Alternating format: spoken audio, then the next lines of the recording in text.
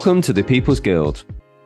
Each week we explore the Splinterlands universe with guests from all across the mythical land of Pretoria. Join us on our journey as we discuss the evolution of the game, the strategy, the lore, and the exciting path that lies ahead. To support the People's Guild, make sure you subscribe, rate, and review wherever you get your podcasts, and also check us out on PeakD, YouTube, and Twitter. Send your questions, suggestions, and epic battles in our comments through Twitter or email at thepeoplesguildspl@gmail.com. We'll feature the best in our episodes and maybe airdrop you some prizes. Thanks for tuning in and enjoy the show.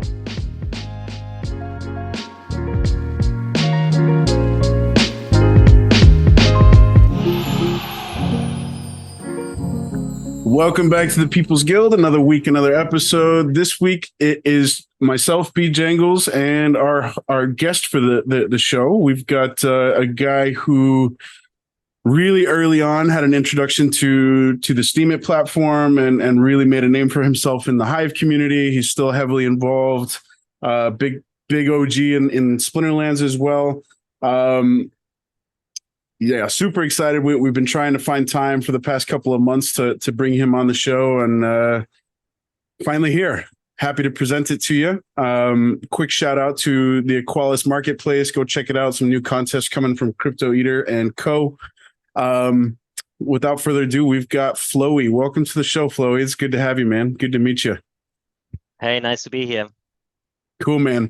So you came into Steemit and Hive really early on. I was checking out your PeakD profile, and I want to say it was late 2017. Yes. And you've got a laundry list of a resume that I do want to kind of dive into bits and pieces of as we progress through this episode. But can you kind of share your discovery of Steemit? What drew you to kind of, the platform and crypto in general, and we'll kind of pursue some rabbit holes from there. Right. So it was in 2017 when I got into a problem with my previous job, which was being a memory coach. I was working with a friend of mine who was the 2012 World Memory Champion, and two other friends. And we created a company to create memory courses and video material and stuff like that. And we ran into legal problems, because the company had a form that we selected where we couldn't pay ourselves on a monthly basis, but only on a yearly basis. But we didn't know that before, and that kind of broke everything down. And then I needed to find alternatives, and quickly. So I went to the internet and started to look for stuff that I can do to earn money online, and stumbled upon Steemit. And that's how I all started. I began reading because it was super complicated. It was just this one page. People were writing blogs and making money with it, but how it actually worked, you had to figure out yourself. And I was reading for 2 weeks, and then I realized everything that I've learned in my life made me perfect for this. I made an apprenticeship as an editor in Germany for the biggest company producing gaming magazines, gaming online platforms, communities, and stuff like that. For a magazine called Buffed, where I worked as an editor both for print and online from the first print edition onwards. And that put me up for the writing part. Later I learned Photoshop and became a big fan of playing around with imagery there, and that helped me to make my posts more beautiful. And I also learned animation through Adobe Animator, I think it's called. No, I think it's Adobe Animator, which was pretty new by then, where you have like a puppet which you can rig, and it's following through your webcam, your movements, and you can do lip syncing, stuff like that. So within a couple of weeks, I started to create 2-3 posts a day with 1-2 videos a day, which all I put a lot of effort in to make them look good and be informational. And within half a year, the crypto bull run started and Steem exploded in price to, I think it was $7, and the Steam back dollar was also at $14 for a moment and around $8 for a couple of weeks. So payouts were insane, and I got up to 4 digits with a single post and hundreds of dollars per day. It was insane, but I didn't take anything out. I had no experience whatsoever, and it was over before it started. And the following half year was 2018. And then in summer, I saw everything declining that I earned. And I started to shift it into this new game called Steam Monsters, which just started. I was actually late for for my taste because I was involved in everything on Steam, except for this thing, because it was quite odd that there was a game, and I wasn't prepared for that, even though I came from the gaming background. So it was a couple weeks in. I think alpha was already sold out, and I was only able to buy cards from the market, which I did. And quickly I gathered a full deck of alpha cards. And yeah, that's how it all started. Like any good crypto story, it started before it ended, and you missed the boat, but you stuck around. That's beautiful, man. So I want to back up to something you said at the beginning of your kind of journey to Steemit and Splinterlands eventually. You said something about memory champion. Yes. Your friend is the memory. What does that mean? So the memory works by association. So you have information A and you connect it to information B. There's a physical bridge created through a synapse, and then electrical impulse is traveling through a neuron that gets triggered when you think of A and travels through B and activates that memory on the other side, basically. And you can make that, you can take advantage of how these connections are being generated, what wires together fires together, or what fires together wires together, means that when you think about two things, they're starting to get connected loosely at the beginning, stronger over time. And if you apply certain techniques to it, you can make it stronger and stick faster. Especially when it's an abstract information that you can barely grab, like numbers, dates, names, and these kinds of things. And you translate them into something more meaningful. Same goes for vocabulary. For example, if you have a word like tree, and then you go to a different language like German, and it's called Baum, then the first thing you would need to figure out is, what does the sound of Baum reminds you of? And at first there might not something obvious be at hand, but then you can play around and bend it and twist it and look at it from different angles, and maybe you make it a boom or something like that. And it's not quite the same thing yet anymore, but you have something more meaningful to you, and then you can connect the tree with a boom. It's exploding, and you hear the sound, and maybe it's exploding in an A to remind you that there's actually an A in the middle of the word.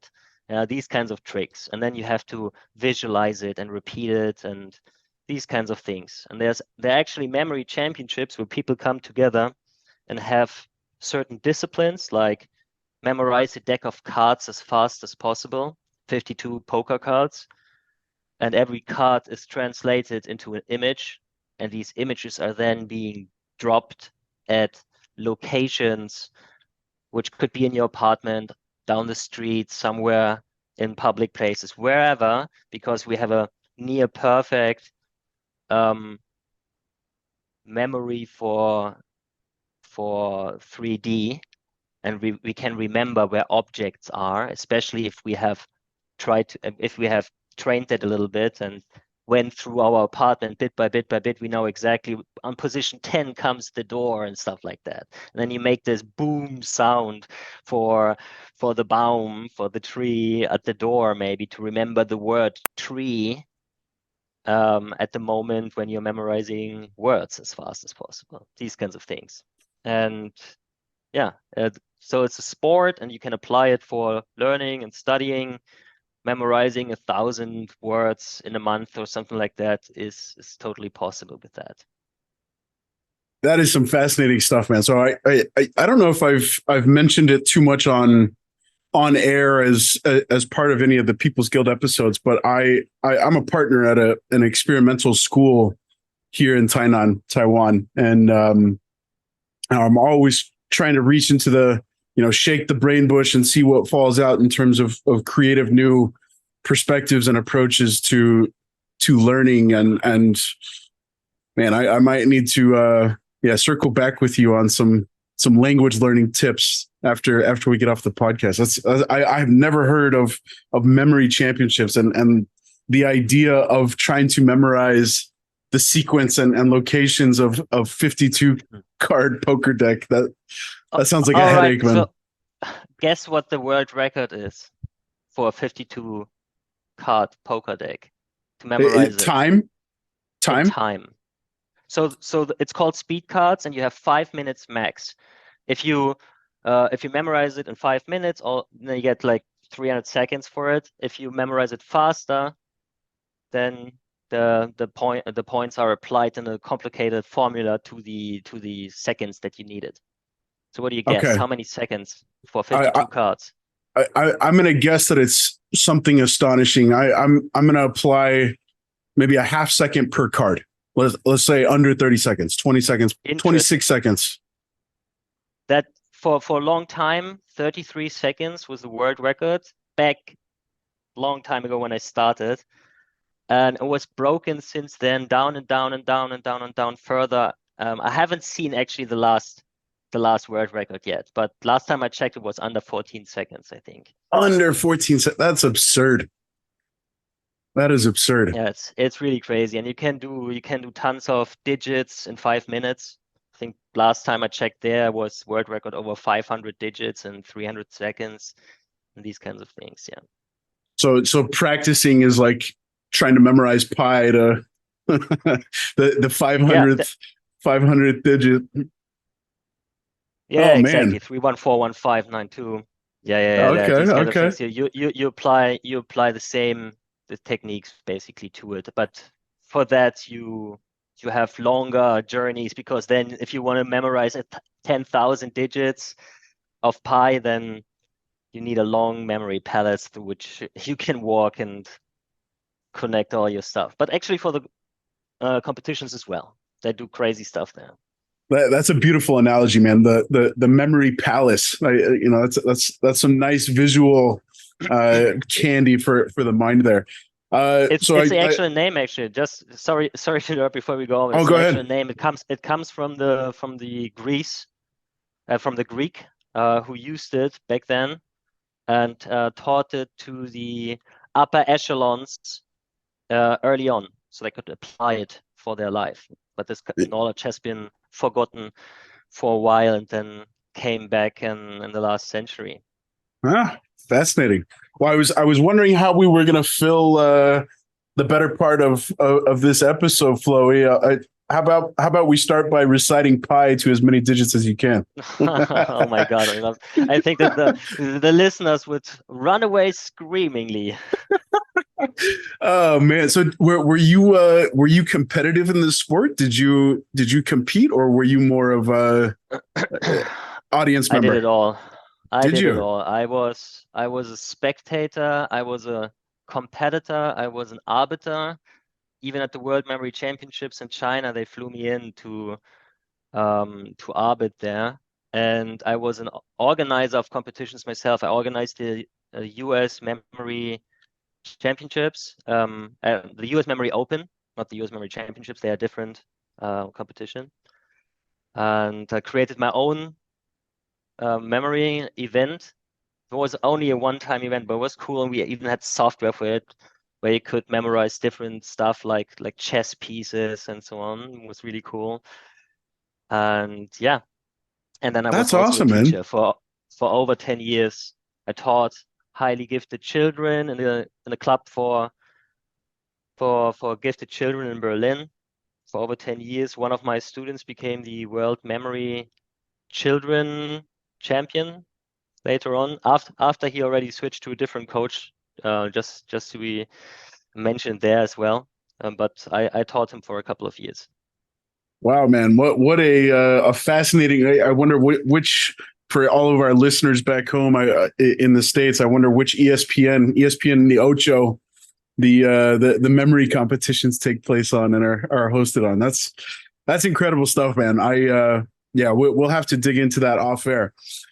So let's dig back in a little bit further into your kind of embrace of Hive and all that stuff. It sounds like you had, like you mentioned, kind of the perfect melting pot of skills and resume experience that sets you up pretty nicely for finding a pretty happy home in Hive, and you've obviously stuck with it. You've been here for the better part of 6 years at this point. I think you just passed your 6-year mark. Yes. with Hive. I think you're one of the few. That's quite the achievement. So prior to Steam Monsters, I know that I don't know if you'd had a chance to listen to the recent edition of a kind of new Splinterlands offered segments called Around Pretoria. It was Mrs. Aggie kind of interviewing Aggroed. Yes, I watched it.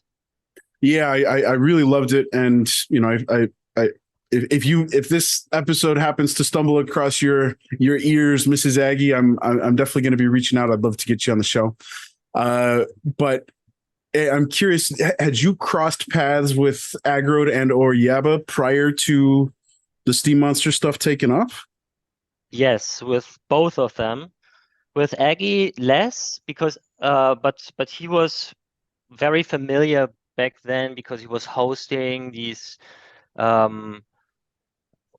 shows on Discord with his motto. What's the motto? The freedom, prosperity, and Peace. the third word. Peace, liberty, and prosperity, or something like that. He had these shows and organized a lot of stuff back then. And I think he also created the Bitbot, if I'm not mistaken. And I was probably the number one user of all these Bitbots back then. At least I think. I haven't done any studies of it, but they became very popular at some point after I started. And very quickly, a lot of people created them because you could send some money to that bot. It would register your amount, and then after 2 hours, because every 2 hours your voting power regenerates from 98% to 100%, 2%. So it's full again after one vote, which takes 2% away. If it's 100% vote, costs 2% of your voting power. So then it's regenerated. So then it does a vote, and it votes to everyone who sent money during this 2-hour time window. And the more people send money, the less valuable these upvotes will be, because it will split everything according to the percentages of what people have sent. So I used that to help to boost all my posts, and it worked very well. And you actually even were able to make some money off it, because in the beginning it was so complicated. You had to track the blockchain. You had to exactly see who has sent what during this time. There was no software for it whatsoever, except for looking at the blockchain browser and so on, or into the wallet of those accounts that run the bots. And I was good at it. I really ruled it. And then came Matt. And Matt created the Steambot helper website, which pulled in all these bots and showed you exactly what I was figuring out by myself before to everyone, and even the field. And it became very quickly not profitable anymore to do that. And yeah, by then I stopped using it, actually. So thanks, Matt, for that. I love you what you did with everything else, but that actually was Matt stole your Lambo, is what you're saying. That's the exactly. short answer of it. No, but it's good. I mean, in the end, I'm glad that all these bots actually disappeared. Nowadays, they don't even work anymore at all, because you have now downvote power, and no one dares to sell their vote power to do a direct upvote like this any longer, because then Acercon is coming by and sends his I forgot the name of the Hive Watchers, I think they're called, and there are other downvote groups as well. And it's good because they never really made sense. But as long as they worked and as long as they were available, code was king, and I was happy to use it back then. That's a brilliant story, So, yeah, man. Funny how I got together with two of them through bots. Have you shared this sentiment with Matt? Is he aware of him spoiling the Flauwy party? Oh man, no. Yeah, that would be. I would love to be a fly on the wall for that conversation. That would make for some entertaining story exchange, man. So subsequently, like I alluded to earlier, you've got a pretty star-studded resume when it comes to Hive. You've founded a number of groups and funds throughout the Hive ecosystem, namely Monster Curator, Cartel, and One Up. What kind of led to the founding of these different groups, and are they objectively what are the differences amongst them? So Monster Curator started back in 2019, I think. Just pulled out the first post I was finding was October 4th, 2019. Might have been a few weeks by then. Didn't check the blockchain, but I wanted to make use of SPT, which was a gift by Splinterlands to the maths back then. Every math who said I want, you had actually to say I wanted, to get 100,000 SPT back then. When they started Hive Engine, when they started all this tokenization next to the introduction of dark energy crystals as well, that's when they all basically founded this entire platform in order to run DEC, and then they realized they can also mirror Steam back then by creating these tokens that have their own voting pools and so on. And then they created the Splinter Talk token, and I liked it a lot. I loved that they had their own front end where you can see only Splinterlands stuff, and I used to upvote it there. And then I realized that there are a lot of curation services, and why couldn't we do this specifically for SPT? And I launched it together with A. Brockman, who has been, and still is, I think, the largest SPT holder. 5 million SPT, I think he's holding. And then we delegated our own SPT there and started upvoting with it and offered others to do the same. And then there were automated payouts to everyone who delegated there. That was basically the start of it. And then over the years, I did a lot of effort. For over a year, I was upvoting myself. In the beginning, there were a couple of other curators who helped, who all dropped out at some point. Then I was upvoting every single day myself. And then at some point, the SPS airdrop was announced and SPT was included. Before that, for I don't know how long it was, but it felt like years, where SPT was just this thing that was left alone by Splinterlands, and they never did anything about it except for what they created on day one, and it was basically worthless. But I tried to spread the love as much as I could with Monster Curator. And all of a sudden it got valuable, very valuable. I think I set on $60,000 just worth of my SPT stake, which I didn't cash out because I haven't learned from my first bull run yet. So I just kept it all there until it was worthless again. And now it's again on the bottom because nothing else came yet for it after the SPS airdrop ended. That's Monster Curator. I forget when it was. I'm sure you must remember the. It was a couple of months ago, surely, that I think it was Weirdbeard talking about potentially bringing something around SPT into maybe guilds as a potential token to be staked on a particular guild building, or it'll play some sort of role in Praetoria. Do you remember what the details were, and have you kind of kept your ear to the ground and what that could potentially be? Actually, the last time I was hearing anything about SPT was some thoughts regarding skins, but that you could stake it on a guild building makes sense because they have talked about staking other assets on guild buildings, right? Like packs and so on. So why not SPT as well? But I haven't specifically heard that now. Okay, and how about the cartel? I think, and we'll dive into this a little bit later. But for those of you that have already taken a look at the artwork associated with this episode, there's this adorable little monster who's going to make his debut in Splinterlands at some point in hopefully the not too distant future. But you can see his, I don't know if it's his cousin or stepbrother, but there's somebody of his likeness that represents the cartel. And what is the objective of the cartel, and how did that come about? So I have to actually go a little bit back. When I was in my early days of Steam, I had this project idea which came out of the announcement from Steam where they announced SMTs.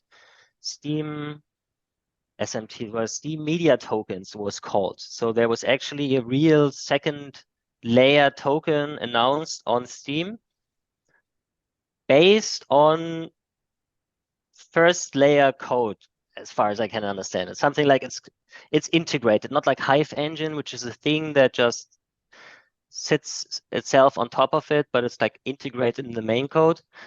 And I came up with this idea of creating a curation system that is different to the stake of the user, allowing users to delegate to the project and then use this power to upvote posts which were chosen by the community, which is difficult to achieve because who is the community? Who has 2 or 10,000 accounts? On a blockchain, you have to overcome this somehow with community features and respected people of the community who get access, while others have to earn themselves this privilege first. And we created this one-up character who's still alive for the one-up token today, and the cartel as well using it. And it never came to fruition because SMTs were not created, and we couldn't really do it. And the project, I had a little Kickstarter back then, wasn't much, but I paid eventually everyone back because we never really could do it. And then I launched years later one-up, and it wasn't actually my idea to do that because I was involved in this game called ChifiBots. ChifiBots is a game that was rug pulled by the founders, who were also Steam users back then, and I met them in Krakow 2018. And yeah, we spent some time there together, and I really liked them. And I was approached in early 2000, what was it? 2020. Was it 2020 or 2021? I'm getting stuff lost in time now. But if I wouldn't be interested in creating this blockchain game. And I was very interested because I had many thoughts about this over the years, even not before Steemons. I think they actually surprised me with that we are able to run a game on that blockchain. But I always wanted to create a game. It wasn't really a huge wish of mine, but I had a couple of ideas and so on. Never the potential for it. So I said, yes, let's do that. And we had a Kickstarter on Hive, and it was all really, really, really bad. We collected $100,000, which is a lot of money. $50,000 came from A. Brockman, my colleague who founded Monster Curator with me back in the days. I invested a lot. The Cartel, which I have founded by then, already also invested a lot. So I'm jumping a little bit in time here now. So the One-Up and Cartel creation came before the Kickstarter. And yeah, we never delivered basically. But let's talk about this in a moment. Let's get back to the creation of One-Up.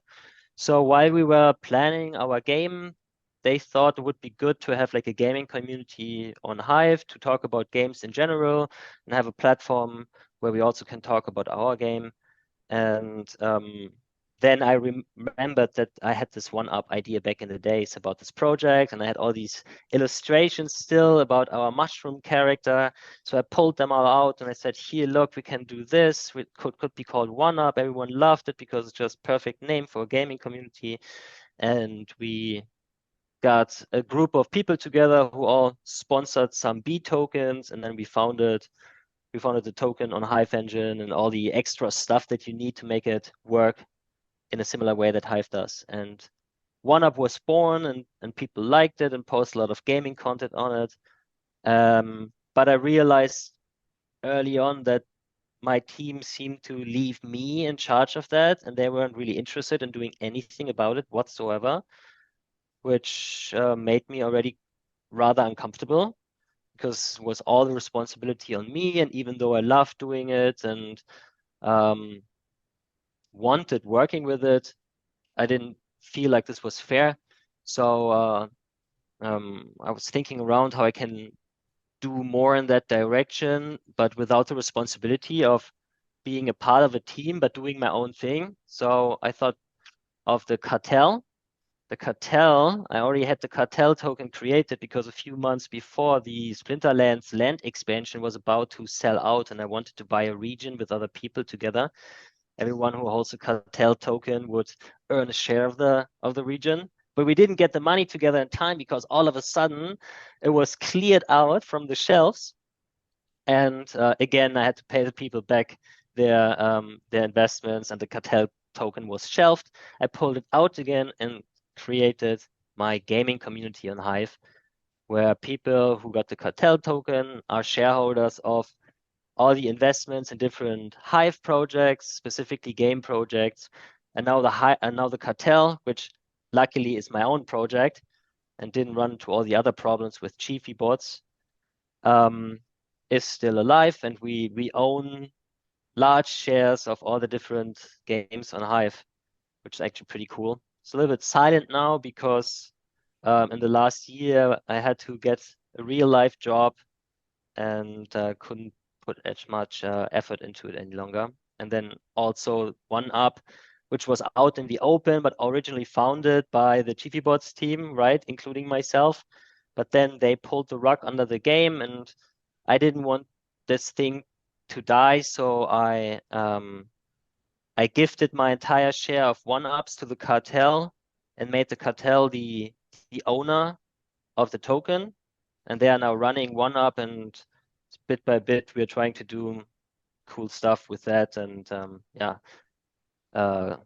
bring that back to life, which is all very difficult. But we have already a new website which is coming out soon, and yeah, bit by bit.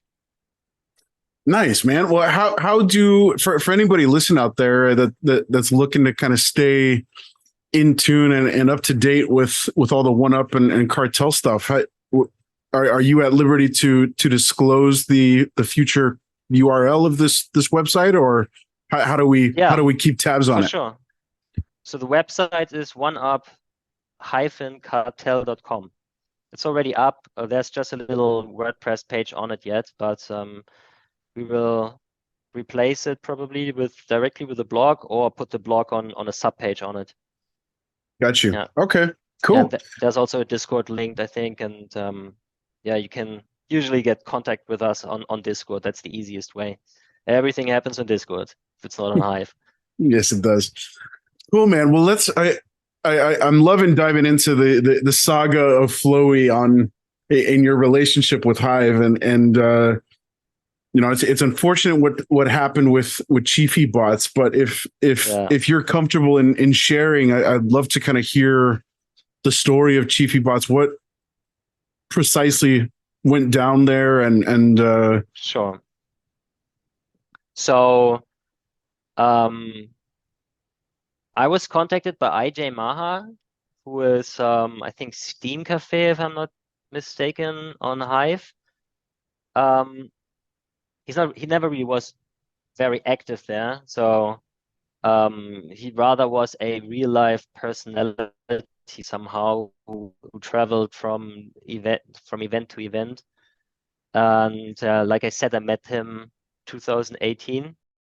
So I met him there, and I also met Kevin Lee, who was a DTube video producer, super nice guy, and he became our game developer. He was also approached by IJ, and then there was also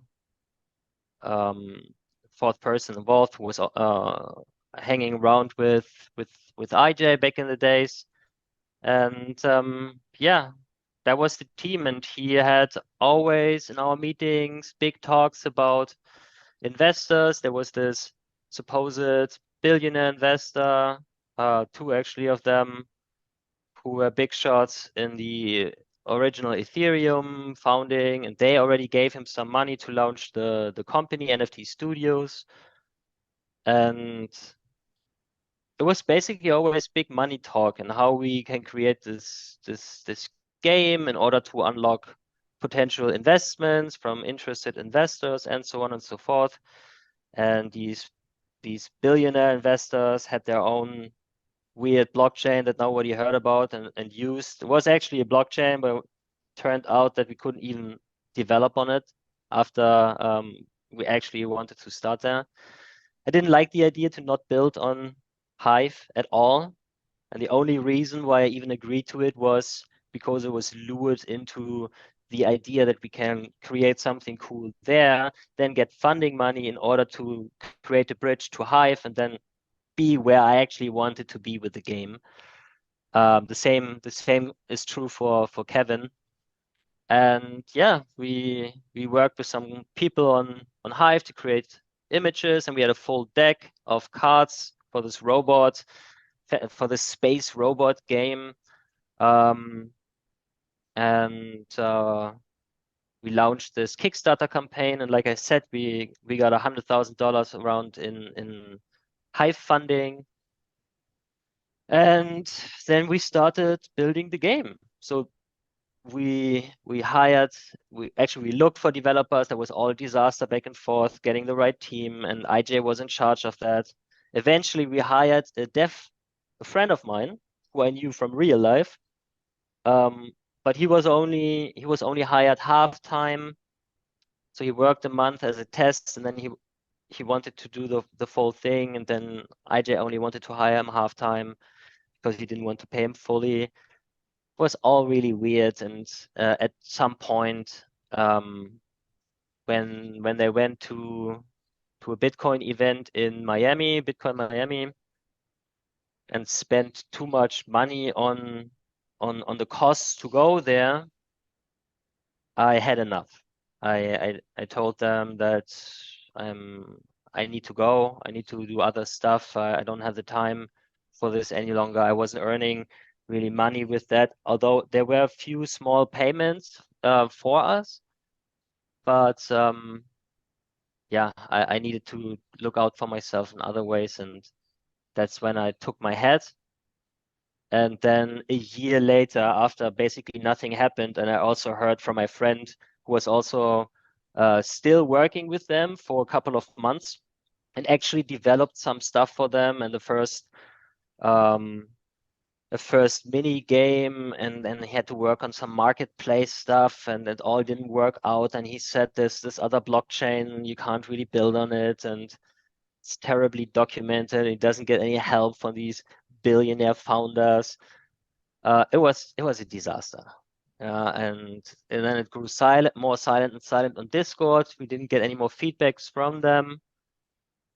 And eventually, after Spirit Search, who helped working with me on on the Cartel, in the early days of the Cartel, as my Cartel manager. Great guy, who then started teaching himself developing of games, offered to develop the game for NFT studios for free, just to get it done, to pull something out, because he was so confident that he could quickly do that.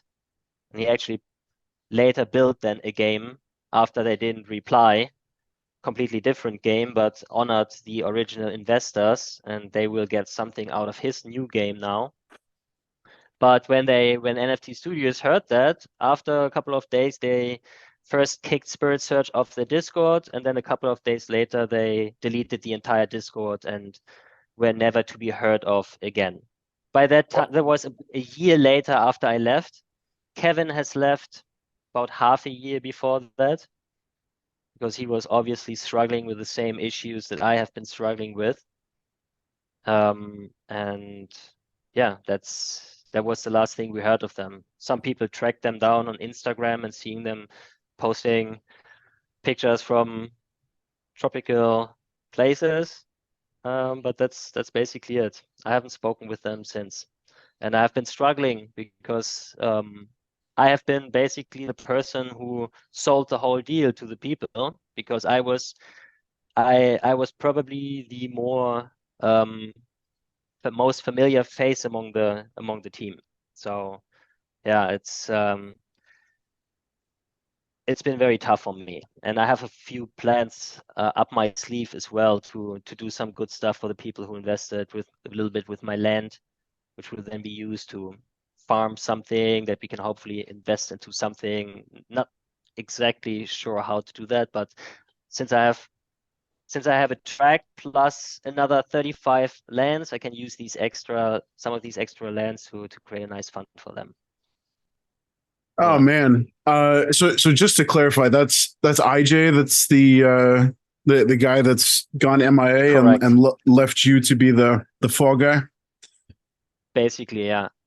Basically. Oh boy. Well, I mean, you know, I have used his real name just because he has always used his real name. I didn't mean it to like blackmail him or anything. Sure. But that's the name under which he's more familiar than to most people than with his actual Hive name. Mm.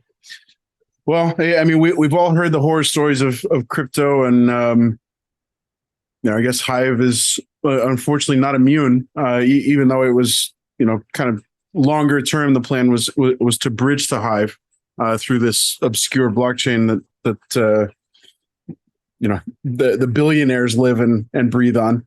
But silver lining, you guys are getting your game eventually, and you, I think you mentioned Astral Wars is the name. Is that right? Yes.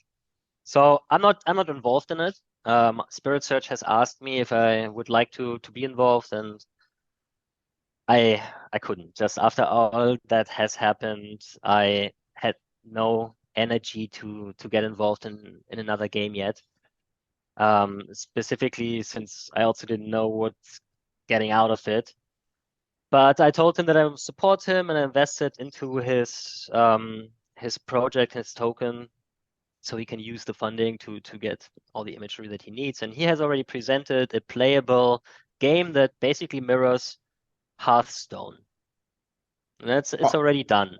And he's now awesome. already walking around and asking Google Play and Steam to EA Steam to get their game on board. So he has to make a few changes that it's less blockchainy for now, and then he can pull data from the blockchain later on. They have no problem with that, but it mustn't be in the main code. And yeah, the game so far is playable in a pre-alpha version. You can go on his Discord server. They're called Surgeon Gaming, and surgeon as in like medical doctor, surgeon. Sergeant. Oh, sergeant. Got you, surgeons. Okay. Got you. Well, that's an interesting premise. That it's so. Does this game live on Hive, and they're removing some components to allow for it to to simultaneously be playable through the Google Store and Steam? Are you familiar with the particulars? I don't know how that works. As far as I understand it, there's probably no blockchain connection to the base code, but then you can pull data from databases and APIs and stuff like that, and maybe send stuff to the blockchain. I don't know, but you have to ask him about these kinds of things. No idea. Well, But it will be integrated into Hive, and you will have a wallet, and you will have your tokens and stuff like that. So, and your NFTs, obviously. Cool. Well, I'm certainly going to check it out after the call. Again, that's Astral Wars, right? Astral Wars with an L. Astral. Astral Wars. Cool, man. Well, let's. I want to zoom out a little bit. So we, like I said at the beginning of the episode, we kind of exchanged some messages some months ago, and have been looking for the right moment in time to connect on air. And you know, I think we both share an affinity for homes beyond our home. And you've spent some time overseas and in Costa Rica, and are currently living outside of your homeland, motherland of Germany. What has kind of taken you down these foreign paths? Oh yes, you wanna talk about my journey then? Let's hear it, man. 2 different frontiers. So yeah, I was born in Berlin, in West Berlin, in the American sector.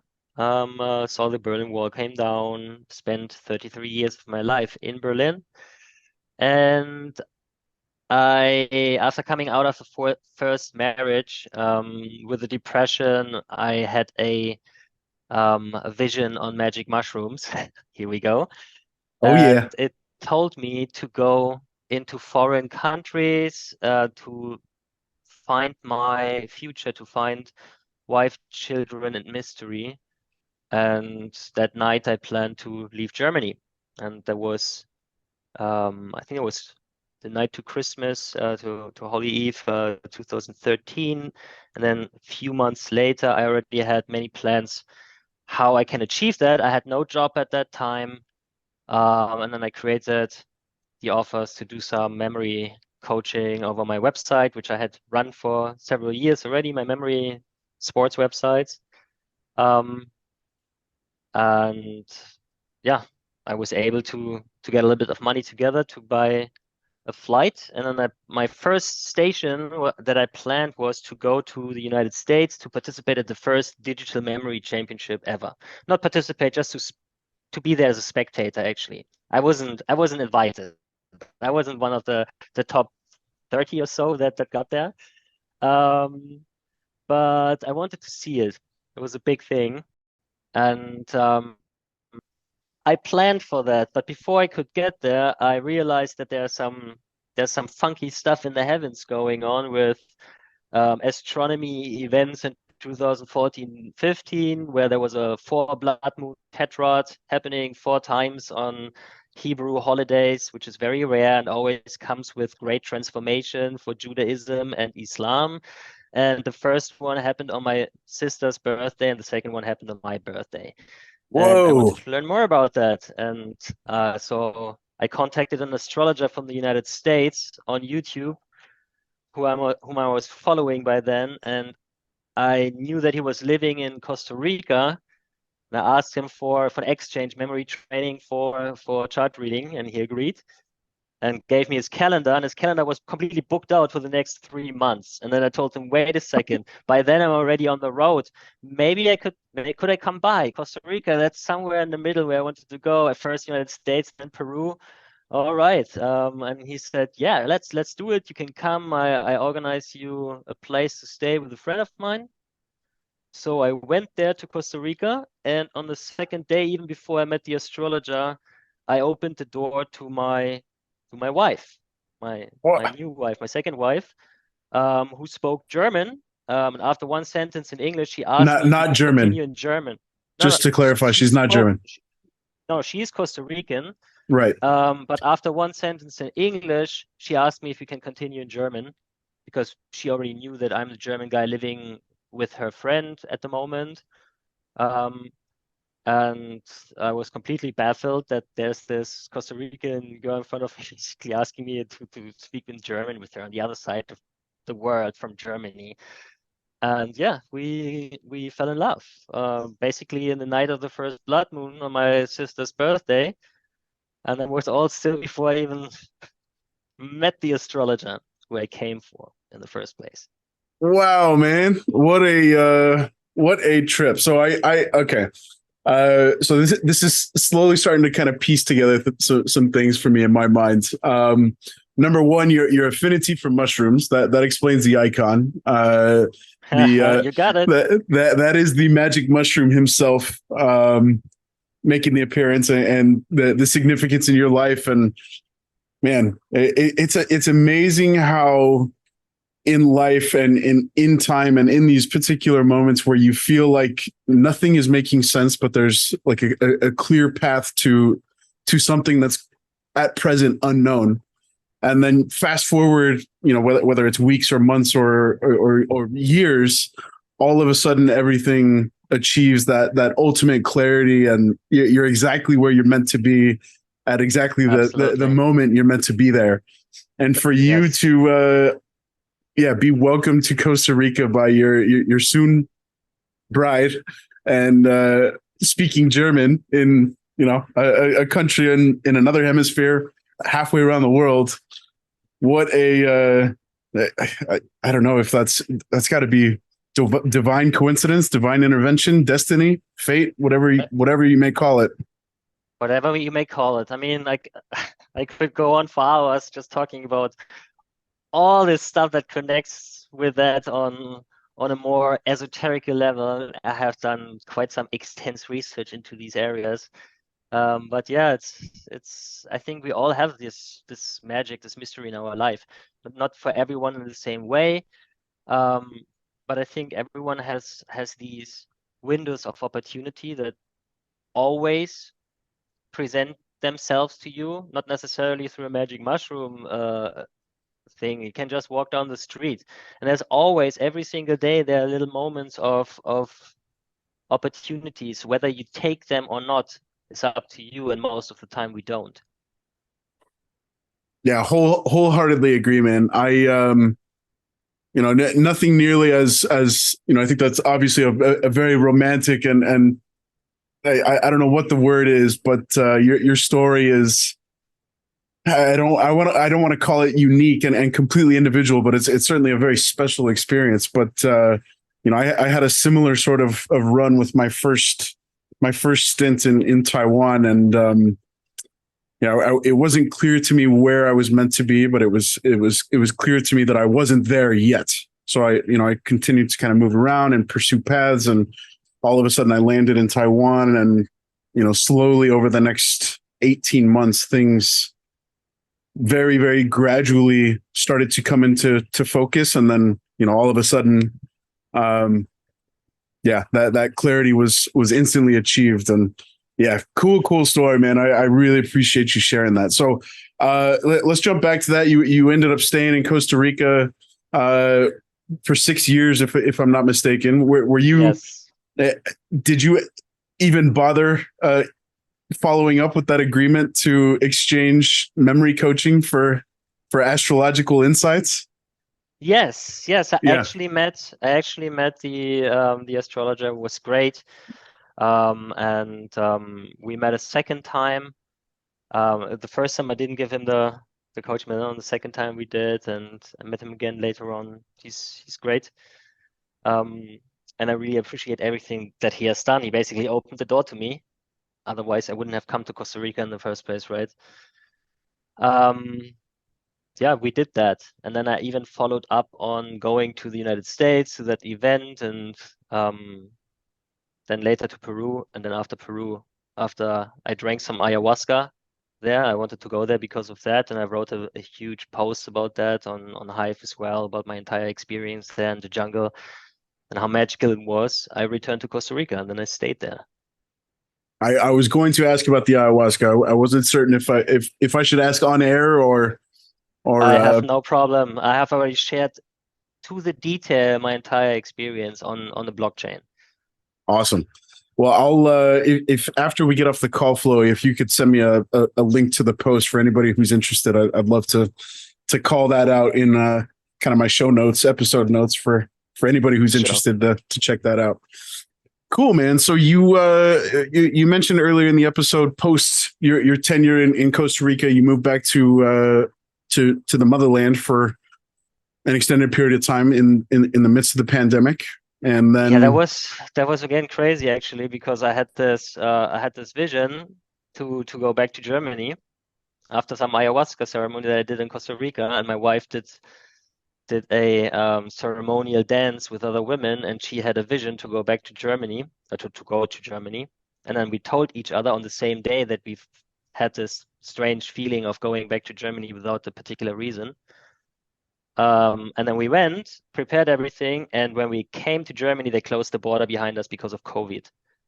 And it made us much more secure being in Germany than being in Costa Rica by the time on an economic level, because we were in quite a bad spot at that moment. In Germany, we had support of family and obviously state and everything. So we were covered, and I got a good job there quite quickly.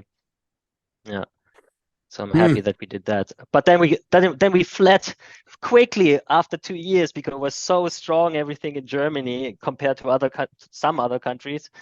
We couldn't stand it. I'm a very freedom-loving person, and the pandemic was very tough on me. And we decided to go to Spain and find a good school here for my daughter. Actually, the school was the reason why we came here in the first place. My wife discovered it while meeting a friend here, and went to the school, checked it out, and said, "This is it." And I said, "Well, let's do it." So Barcelona is home for now and for foreseeable future, huh? Absolutely. Man, what a cool story. So let me back up a second. So how was it that your wife in Costa Rica, native local Costa Rican, what was her draw to learning German? Was she watching German films without subtitles? Is that how she came about that? What was the initial attraction to learning the German language of all languages? That's a good question. I wonder what the initial thing for her was. In general, was her parents were very open-minded and supporting her and her siblings to go abroad for a year during school. So her brother went to Finland. I don't know where her sister went, actually. Was it the States? And she decided, for some reason that I can't really tell you right now, Germany. And she loved it, and she is still very connected to her guest family in Germany, and it meant the world to her. And yeah.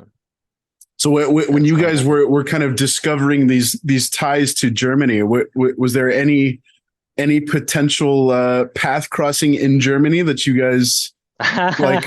Oh, I was there at that moment. I wonder if we walked past each other. Yes, we had that conversation. She was in Berlin for some short day trip or 2-day trip during her stay, maybe even twice. And during that time, it could have been possible that we passed by each other unknowingly. It wasn't in the stars at that point in time. What a cool story, man. All right, so let's kind of steer this episode back towards Splinterlands world and Hive. So you've obviously been with, your affinity for Hive is very clear. You've got fingerprints all over the ecosystem. You're wearing a Hive t-shirt. What is it that keeps this conviction in the potential for the future of the blockchain that is Hive? I find it just so liberating that you can do your stuff there. You own your content. No one can take it away from you. There's so many layers of it where you can operate. You don't even have to be active on the blockchain. I haven't been really active in content creation in a while. Did a couple of Splinterlands posts when the land expansion went to 1.0, but other than that, haven't really done what I did back in the days. And I don't need to, because there's so much else. Accumulate tokens, I can interact with all these communities. which admittedly would be much cooler if it would be on Hive. We now have a Discord similar feature from Geek Monsters, actually. I haven't used it much yet because everyone is so used to being on Discord, and it's a little bit more smoothly and faster. But yeah, there's so much there. And at some point I stopped being on Facebook. I stopped being on all these other social medias. I think the last one that I'm still on is YouTube because I'm watching videos there. But I unsubscribed every single channel except for Splinterlands content. I'm only following Splinterlands and like a handful of accounts, not more, other accounts that are not related to Splinterlands. And I only did that recently because it was just too much Splinterlands and too little that happened in the recent weeks. I got a little bit bored, but yeah, it was a crazy time to dive into just this community, this ecosystem, and then even deeper now with just the gaming part of it and mostly the Splinterlands part of it. And I love it so much, and I see a lot of potential for it in the future. There's so much that you can do with it, so much undiscovered space. But I leave it to everyone else now. I'm just leaning back and participating here and there and having more tokens and more stuff, and it gets a little bit crazy actually when I look at my wallet and the Cartel wallet and having like these dozens and dozens and dozens of projects and NFTs and what has any worth now and what has lost much and where do we have still some gains, and does it even mean anything to have some gains with that, or is it more to be part of it and to belong to it, and maybe in the future something else is growing out of it. So if I look specifically at Splinterlands, from the first day I saw it, I saw a huge potential of ownership with these cards. And then when I realized how they are being leveled, I saw a huge potential of hyper deflation. And I wrote specific posts about that years ago already, how crazy this entire system is set up in Splinterlands. And I see it up until today. There's just so much you can do with these cards. I don't care if I have a rusty android who has never seen battle before. I very well know that I can now put it on my land. I know it for years. It's a great card, and it will do great work there. And it might not forever be in the mines of land because there might be other things that come that make good use of it. For example, one of my theories is that the rusty android or any other card can then be used in a different game as a completely different thing. All of a sudden, it's the glove of power that you can put on your RPG character or something like that. But you can only do that if you have the rusty android. And yeah, we're now getting bit by bit into new games that are using our cards like tower defense. Hopefully it will also see the light of the day. Everything is just at this point right now where it's so slow and nothing is happening. But I'm sure given some time, you need time with that. That's my handle in Discord, right? Flauwy, the patient bond, because I have the boss monster back from the first Kickstarter campaign, which never has been developed yet. But I trust the team, and I think they're doing great stuff. And I trust the Hive community and the developers of Hive, and it's just so many people involved. It's just amazing to see where this could go. And even if it doesn't go anywhere, like Hive, for example, I don't care. It's still great to be part of this journey right now. I've sold most of my Hive recently. I'm very sad about that, to get prepared for the land expansion. But I'm planning to get my Hive stake up again a little bit, because just nice to be able to operate, having resource credits and upvoting people. It's just fun. It's great. I love it. Man, I love that the appeal for you is, it's very obviously you're here for the community. You've continued to stick it out for the community. You've watched your wallet, get super inflated to massive worth and plummet back to the planet. And multiple times. Yeah, and you seem completely unfazed by these cycles that crypto has continued to go through. And your conviction, it sound, I can hear the positivity and the hopefulness and you're steadfast in your belief that the community is ultimately what is the most positive about Hive. It's refreshing to hear, man. I really appreciate you sharing that, and I share that belief as you know. I feel like my understanding of Hive and all that's possible with Hive is much more surface level. But when I hear guys like you and guys like Matt Clark and guys like Azurkhan and Yaba and Aggie talk about, you know, the future potential for what Hive can bring, and how strong a degree of conviction they hold in the future of Hive, you know, it's tough not to be bullish, man. It's an exciting time to, all things considered, it's an exciting time to be here. And yeah, well, I'm just on behalf of the community, man. I'm glad that we've got guys like you kind of spearheading some of these projects, even though you've kind of taken the spectator role for most of this stuff. You know, they wouldn't be here if you hadn't spearheaded them years ago. I can give that right back, actually, because right now I feel like all this old guard of people is slowly but steadily handing over the torch to people like you, who are creating content on a more modern format than we all used to do back in the days. Surely I also did videos and animation stuff and so on. But that wasn't the norm, and it really burned me out a little bit, and I'm not doing it anymore. Now you guys are doing it all regularly. And when I say you, I mean not particularly just your podcast, but also all these other great content creators that are posting specifically on YouTube, because that's where I'm mostly following.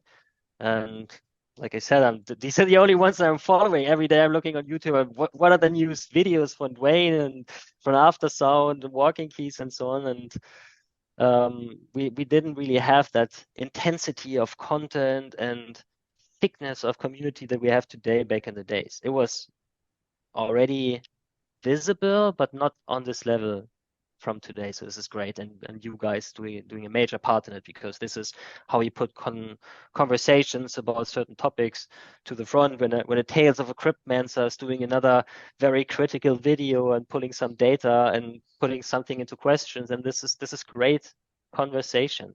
Yeah, this is awesome. I love that. And I'm missing Neil, actually. Neil McSpadden. Have you ever spoken with him or heard any of his content? He did the Monster Mavericks show, and he's the OG of the game. I think no one owns more cards, probably not even Voctis.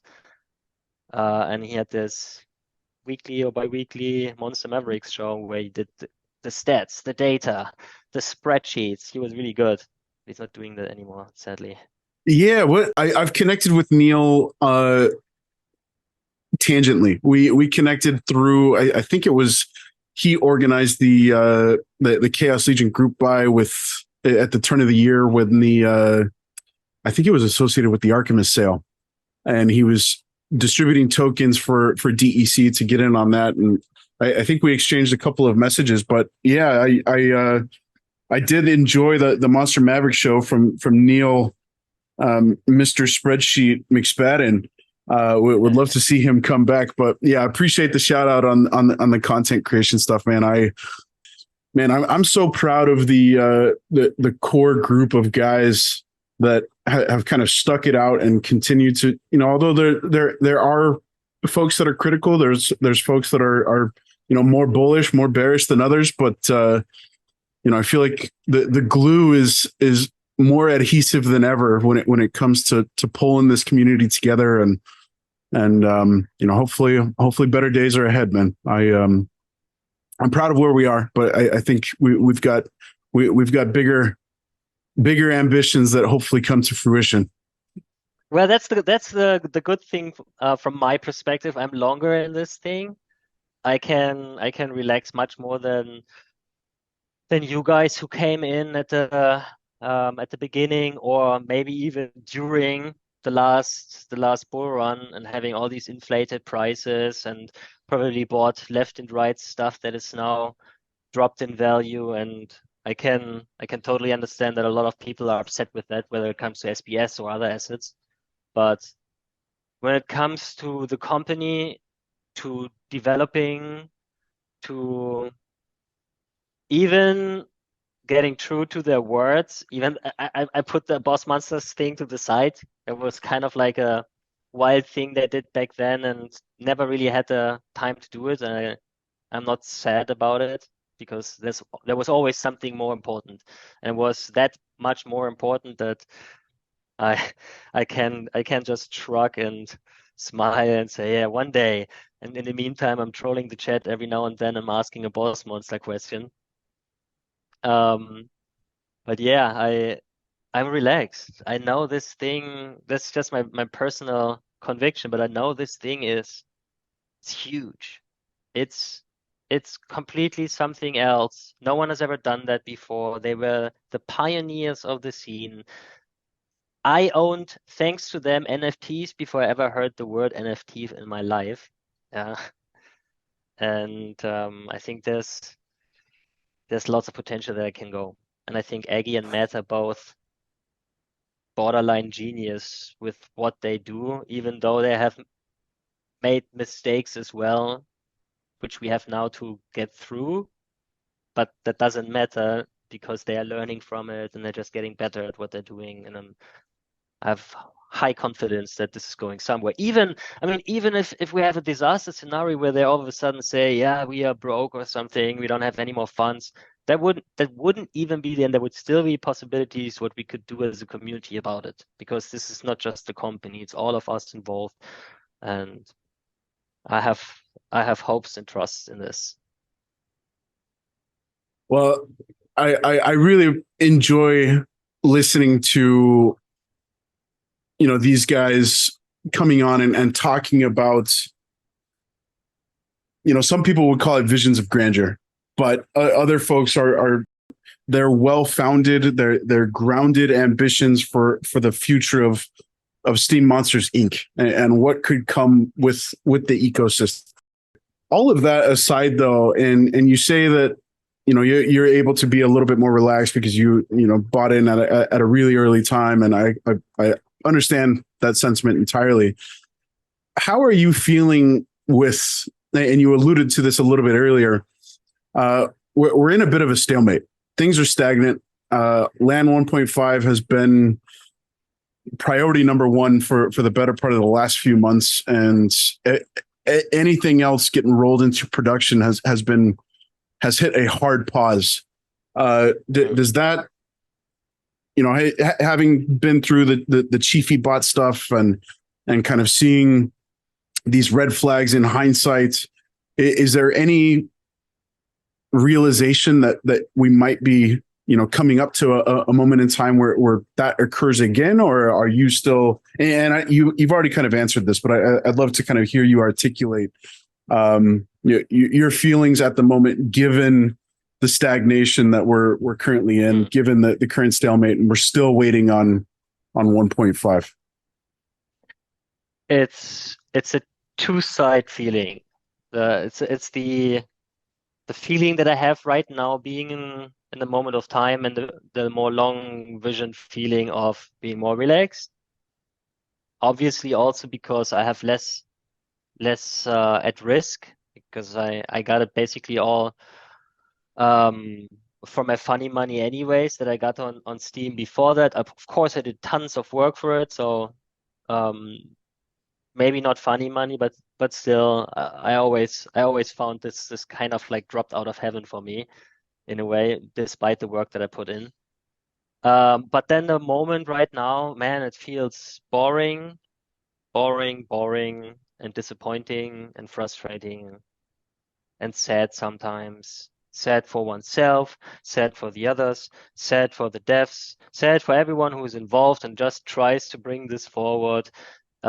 Everything is meant well and often done wrong because I think they haven't quite yet figured out how to timeline all these things, and then say we don't do timelines anymore, and then and then they give a new timeline, and then that timeline is being broken. I remember the Walking Keys and Gang show the other day when they discussed this, and Walking Keys had the opinion that this wasn't handled very well, and then Gang got a little bit upset about that opinion because you think that they did what they had to do and so on. And I see both sides there, but doesn't change the fact that I got very disappointed by that. Many others did, and we made our plans. But what can you do? This it's a monster project, and anyone who wants anything out of Splinterlands has to bite into the sour apple and wait and lean back and kill some time otherwise until it's done when it's done. Because when it comes, and it will just gradually get better and stabilize the economy more and more, and pull out cards and pull out decks and pull out assets and give other stuff that people care about, which generates new value. It's a very powerful vision that Land has, and I loved it from day one when I saw it. And yeah, I don't even care at this point any longer. The past few months, well, the past few years. What about boss monsters? Yeah, I mean, they talk about boss monsters now. That's what I not understand. They never talked about boss monsters. Every time I asked about boss monsters, it was like, yeah, man, what? Please don't ask us. Sorry, yeah, we over promised and under delivered.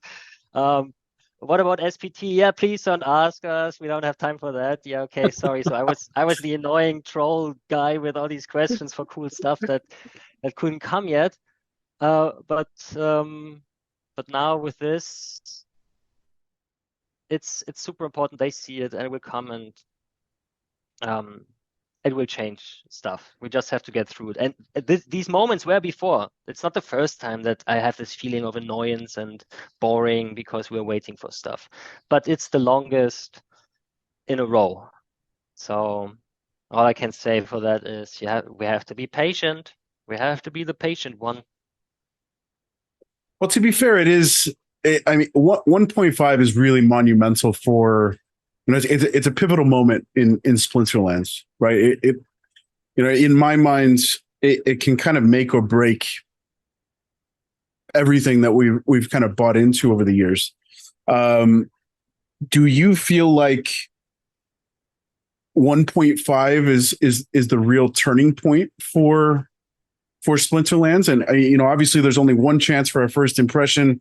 I think the team is making the right call in holding it back until it's, ticking all of the boxes, all of the bugs are worked out. I expect them to maybe sneak some of the stuff from 1.6 that was slated for 1.6 into the 1.5 release to try and, sweeten, put some makeup on the pig, so to speak, and sweeten the deal for, hey, we appreciate the patience. Here it is. But what are your thoughts on 1.5 as kind of being, the new pillar for the future foundation of the economy? Well, it will pull out deck, it will pull out cards. That's a good start.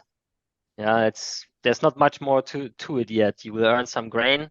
Hopefully it will have some value. Hopefully some people are speculating on SBS and secret, and then have undersupply of grain and get some back from the market. Otherwise, it will become the next voucher. I don't really think that, but it could be with the system on 1.5 is set up. Well, we don't know how we get to the next phase, and then 1.6 will bring the liquidity pool and so on, which just makes it easier to dump into the pool and drop the price even lower.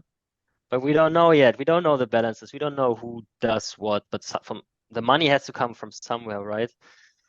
So I wouldn't be surprised if the monetary value of 1.5 is not as great. Some people hope. I mean, the SPS that people can earn there is still the same, just that you have to do something for it now, and some people will not earn any SPS any longer. That could be pretty cool, but might be difficult for the smaller people who have not these monster plots with monsters. The monsters. Exactly. I think we're in agreement here, Flauwy, that the biggest impact is clearly going to be towards vacuuming up cards and DEC, right? Like that's where the biggest shift is going to be felt. We've all heard the speculative numbers on how much land is actually going to be utilized on 1.5. Are you right? You mentioned you've got 135 plots, is that right? Yes, that's correct. Are you manning every farm, plantation, and land plot that you've got with maxed out monster rusty androids, or what's your game plan, man? Actually, I made a very sophisticated spreadsheet in honor of Neil. and put tons of effort into it and mapped it everything out. Well, maybe not everything out, but I have all my land in there, all my monsters in there, and all the calculations and what does what, and moving back and forth to optimize. And I'm very confident that I will use it nicely, and I have actually an average that is higher than what the Rusty Android brings to the table. I think he has 5,000 PP max, and my average for the 500 for top 500 monsters is over 5,000 if I'm not mistaken. Last time I checked. So yeah, I'm very well prepared, and I'm grateful for having basically every card in the game nearly, except for a few exceptions. So just my alpha cards alone will be massive on land. Awesome, man. But I will not be able to run it all at first. So I'm not that prepared. I don't have that much deck available. I can do like about 25 plots or so, Okay. and then bit by bit level up more. Sure.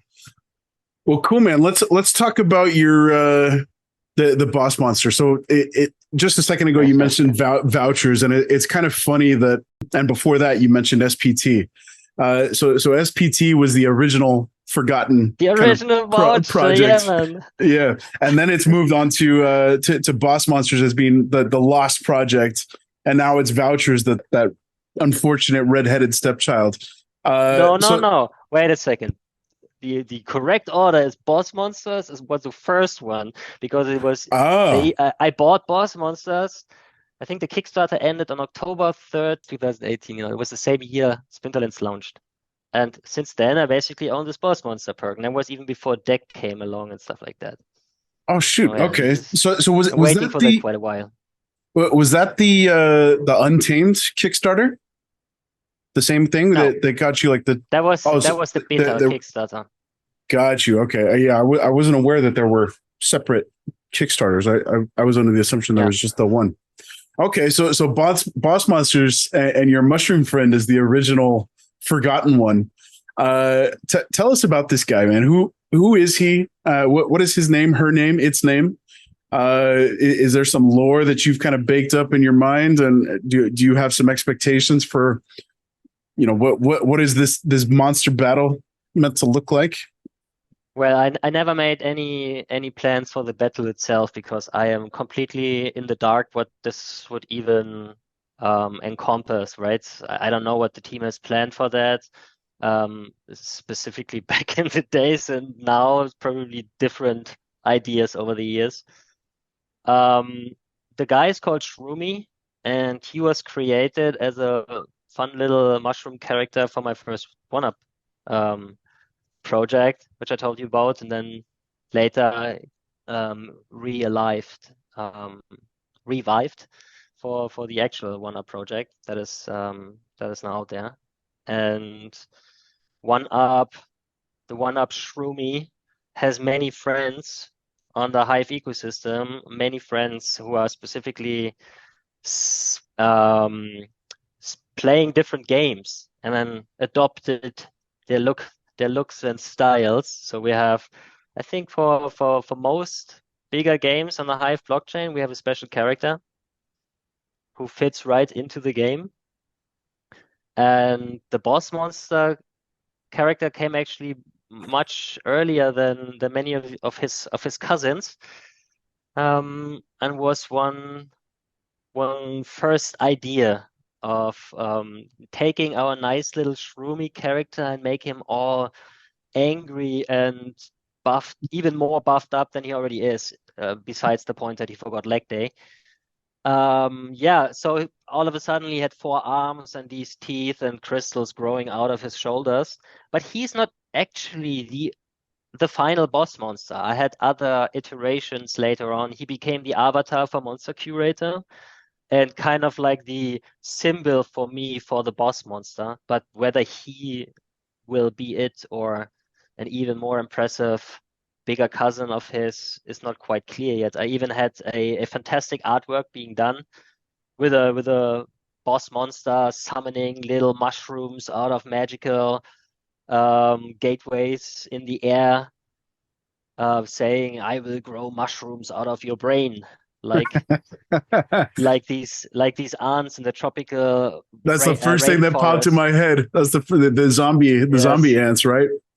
Yeah, the zombie ants that got inflicted by this mushroom who manipulates their brain to walk up the tree and then grow this mushroom out of their brain and spread it all over the ground. Yeah, Man, something like that. that would be a really cool future summoner ability and game mechanic if I can, you know, slay your monster and bring him to my side of the table with like a, you know, 1 hit point, 1 armor mushroom zombie ant style manifestation. That would be very cool. So this artwork, man, he kind of personifies the bad trip. How did you? Who is? Are you K-Rex? If I'm reading that correctly, No. is that? K-Rex is a friend of mine from Venezuela. I actually never met him in person, but we have been connected over the years. He already worked with me back in the Steam days, and over the years I have hired him over and over again to do more mushroom characters, and then later also JPEGs came into play. JPEGs is from Philippines. He's working with Astral Wars now. He has created lots of artworks for Chiefy bots as well, both of them K-Rex and JPEGs. So both of them have created many different iterations of the mushroom Shroomy. Very cool, man. And those are both connections that you've made through Steemit and or Hive. Correct. Yeah. Cool, man. Well, super excited. Hopefully, Boss Monsters is not just a figment of our imagination, and it comes to fruition at one of these land releases.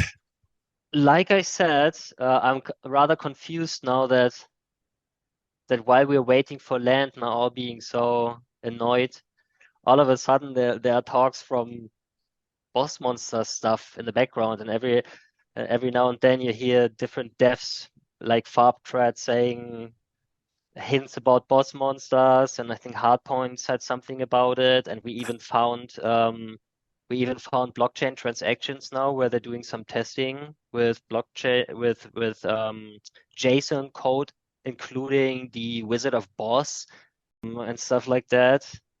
I actually posted a Wizard of Boss years ago as one of my sketches on Steam and called it the Wizard of Boss. It wasn't even a full artwork. It was just a sketch face of one of the Shroomy iterations. I don't even think they saw it. They probably had the same idea. It's an uncanny coincidence, yeah. Yeah. Oh, the beauty of blockchain sleuthing, man. Something seems to come. Something seems to come there, but who knows when? I have no.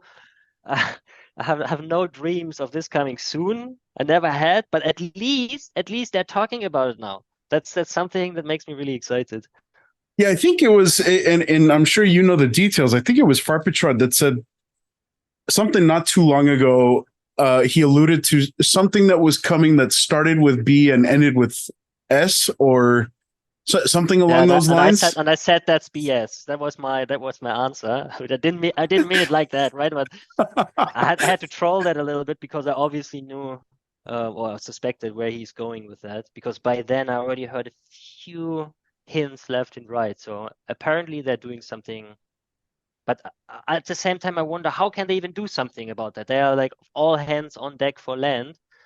So who in the world could have any time for something like boss monsters right now? But maybe they're taking half a day per week to brainstorm. Focus on the monsters, yeah. So the beta Kickstarter, in the tiers of rewards, where was the boss monster tier? Was that upper echelon? That was pretty much I'm not sure if it was the highest one. I think there was one even higher one didn't sell or might sell. I don't know. I think might have been the highest one. The one below that was $2,000. Create your own summoner. And then I paid $2,900 for the boss monster thing. And I didn't have anything with the summoner creation or so. So in a way I always felt like, oh man, I missed out on the summoner part. I could have created one of these summoners, even got a full copy of them. Now I have this boss monster thing where I have to create something and then they say thank you and turn around. Um, but it's pretty cool, and I'm really happy that I'm one of the few who can actually create design a little bit with it. And if they're really generous, then they might even give us a title for holding out so long.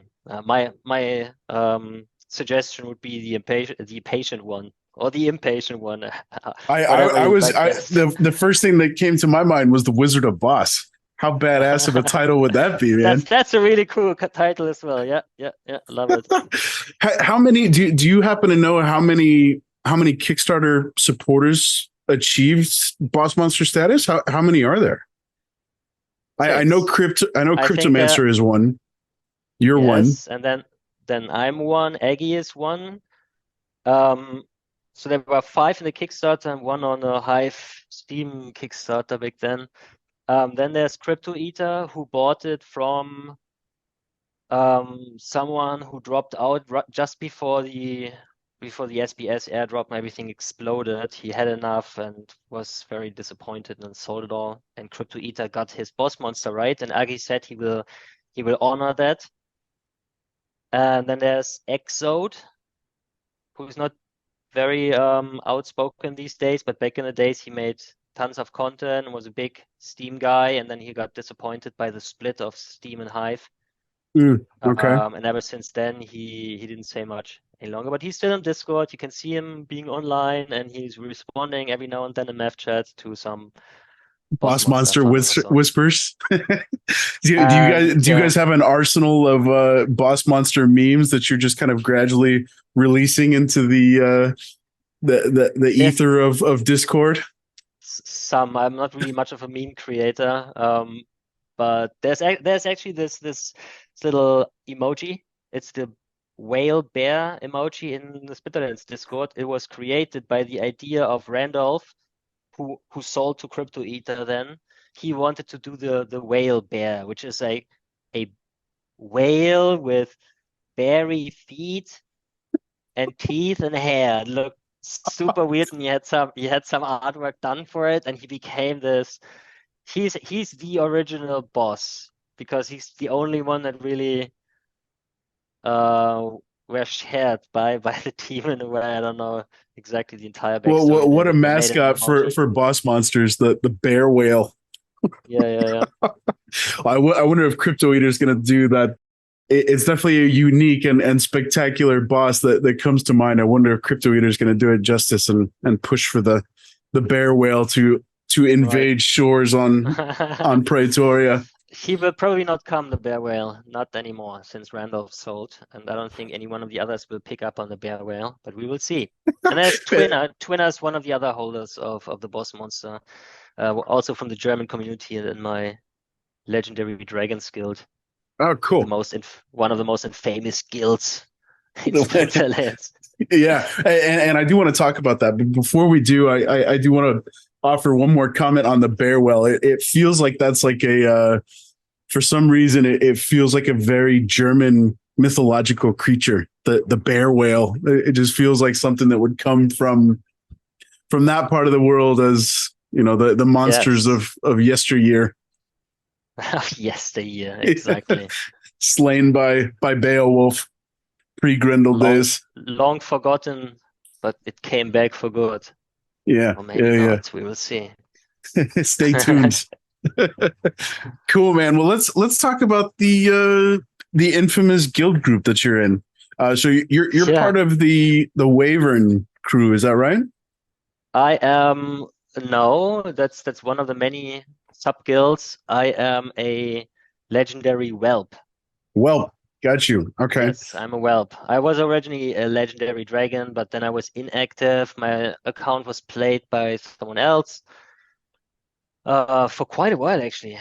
And when I returned, I was just not good enough for the big shots any longer, and I accepted to go in a smaller one. The demotion to whelp. Yeah. I feel got your wings clipped. Yeah. It's too much pressure up there. Under the legendary dragons, they always fight the big guys. Yeah, those guys are good. The dragon whelps are now leveled up, and in the brawls we have the same guys. We're actually playing against each other sometimes. Ah, cool. So do you still actively play ranked? Are you involved in modern? Do you have the most current card set? Where do you stand in kind of Yes. participating in modern gameplay? So I'm actually only playing modern when I play myself, but I have also a bot running who plays wild for me. And I play my brawls. And yeah, that's as much time as I can willingly spend on playing the game these days. I'm actually quite happy to be back and playing more than I used to. Ever since they introduced the soulbound reward cards, I got so motivated to play again. And then with the bot thing disappearing from modern, I also got more motivation to play there by myself, and it's fun. I enjoy it again. That's awesome, man. I always love Uh, hearing the the OGs of the game kind of feeling reinvigorated to play the game and enjoy the game in modern. I am curious about so you mentioned the bot stuff. Obviously, where there's been a bunch of conversation about bots recently, and well, for as long as I've been here, and most recently battle helper stuff. Is that I think it's pretty common knowledge that the legendary guild group has access to some private bots. Is that like part of the initiation? You're granted access to this code to run a bot? Is I, that I don't know. I don't know how the initiation rules are these days. I joined when the guild was founded, basically on the first day, I think. Um, and I was never really much involved in anything that was going on. One of my best friends is actually doing a lot of organizational stuff in there. But it's true, we had a bot internal, no, not a bot actually. There was more like some tools, like some battle helper thingies, um, and um, and then others developed bots, and then one of our guys developed a bot as well, the legendary tools IO, I think, where we can hook it up. And now he has just recently created a battle helper as well, just after the battle helper discussion and everything, after the proposal went through. His came out, but he already agreed that it will be deactivated for modern. I came very late to the bot party. I always disliked the whole idea of it. For I think 2 years, I had a sharing agreement where someone was playing my account, and we did 50-50. He even bought himself a car from the payouts, which is insane because I never paid that much money out to myself. I never owned a car in my life. And he was able to buy himself a car because he was smart and I was not. bought himself a car? Are you able to kind of disclose some details of the story? Is he obviously a scholar? Yeah, I'll let you kind Yeah, of fill in the blanks, Flauwy. sure. He's a scholar, and was able to accumulate his rewards. That was during the SBS airdrop, and since I have a full deck, he was able to make the most use of it and play through champion and everything that was related to it back in what was it, 2021. And yeah, he was very good, and he was able to make good use of that and take all his tournament money and so on and cash it out and buy himself a car. It was Holy as moly, simple as that, basically. I just had the virtual numbers which went up and down, but he got himself a car, and I'm glad that he did. that is awesome, man. And that's really the beauty of Web3 gaming. Even if Splinterlands doesn't quite tick all the boxes to qualify Web3, it's the premise is still there. That's you can it can change a life, man. Like that. You mind me asking some details around your scholar? Was he in this part of the world, my part of the world? He is from I think it was Slovenia. I must be careful there because all these countries were in conflict with each other and former Yugoslavia, but certainly from that area. I think it was Slovenia. Okay. Um, and so income was lower than in average for Europeans, but probably still much higher than compared to some places in Central in Latin America, Asia, or Africa for sure. Mm. So So I think he earned some good money there. And what a cool success story. We've seen kind of every once in a while you'll see the story resurface around somebody buying goats with DEC or something along those lines. But a car, that can very well change somebody's life and enable you to get a new job that possibly you couldn't get before because of logistics or whatever. Yeah. That's powerful testimony, man. Very, very cool. Yeah, so I was basically going on a tangent here with that, getting back to the bots stuff. So I never used any of that and wasn't interested in that, but there was a point, I think it was last year, when it became so evident that everyone was using it. So there was a lot of botting going on, and yeah, I got bored. And I switched on a bot myself. I think it was after the creation of Archmage. I didn't even use Archmage. I used one of the bots that was actually not even close to as good as Archmage is, even though I have a full deck. So I never even made. Yeah, Splinterlands, exactly. It's more for the lower accounts, right? Yeah. So I used that for a while. At some point, I used the Legendary Dragons bot when it came out. Yeah, it's really interesting the way that the bot narrative has kind of ebbed and flowed over the last 18 months. I was certainly one of the guys that was super excited when No Bot Modern was officially kind of welcomed into the community, and I instantly felt the fun come back to the game, because for a really long time I just let Xbot play my account, and I would routinely end, and I would play a handful of matches every couple of days just to maybe have a little bit of fun, try not to get too rusty.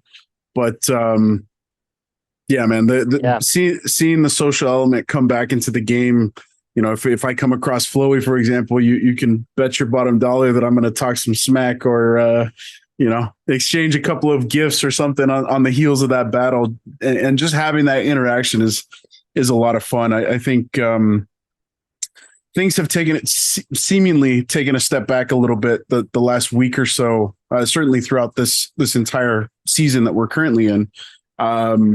It feels like a lot of folks are using Battle Helper. I've really struggled. Usually I can get to high champ 3, mid champ 2, and kind of comfortably stay there. I make a few big pushes around the times that I've got cards rented out from Untamed for brawl purposes and that sort of stuff. And yeah, this season has been a very different tale, man. I've struggled significantly, and I actually just turned on for the first time since No Bot Modern started. I turned on my Xbot in Wild about 12 hours ago. So right, I'd love to see the Battle Helper stuff come to a swift and sweeping halt, but we'll see what that looks like. I don't know, man. That's such a difficult conversation, because you can barely track that. Yeah. And when that's the case, then it will be used. And that also means that you either need to build the game in a different way, or you just embrace it and somehow open it up to more possibilities in terms of giving everyone the opportunity to use a Battle Helper in a nice way, to not make it that just a few select have an advantage there, but that there's something for everyone, where everyone sees different possibilities of good gameplays, and they can still adjust. They have still to do manual inputs. It could be solved in clever ways, but I don't really know what the ultimate solution for that is. I just fear that this whole discussion about bots and Battle Helpers and banning them will at some point lead to either not a sufficient solution, or a constant battle of adjusting on both sides, back and forth, and never really finishing it. The team said it themselves. This is how it will be. Right. And I rather would like more inclusion and more opportunities and chances for the player, in terms of not relying on tools where you have to pay for, but offering them something in-house or having a freely available tool for everyone.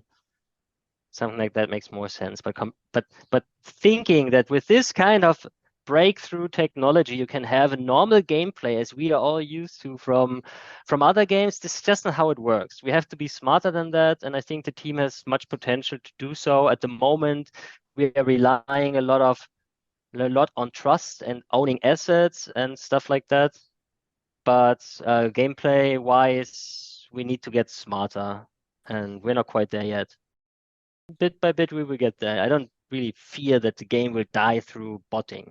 I don't see that, but we have to do stuff, and it's good that we have done first steps with modern gameplay. I love that.